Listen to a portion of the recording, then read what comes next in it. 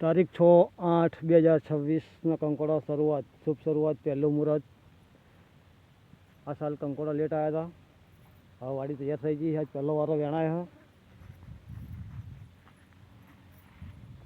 Organiser ખેતી સારી, કુદરતી,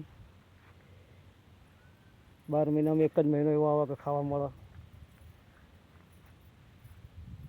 આખો દર સાલ આપણે મોડો બનાવી છીએ આવો, અને કંકોડો થાય પણ સારો છે।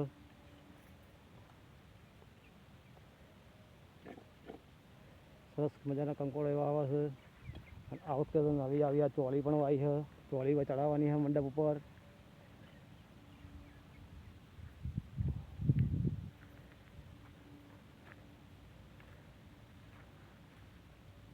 કંકોડે કંકોડો જ છે, ખાવ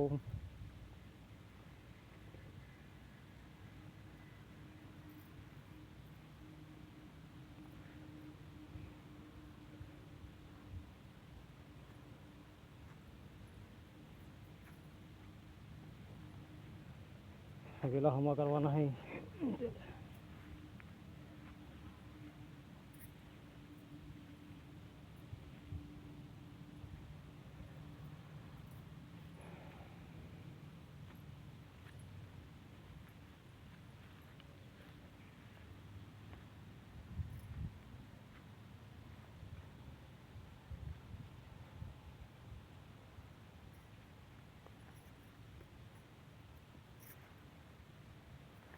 બહુ ના વેણ છે વાળો, આપણે શાક કરવા થઈ ગયા, ઘણા થઈ ગયા।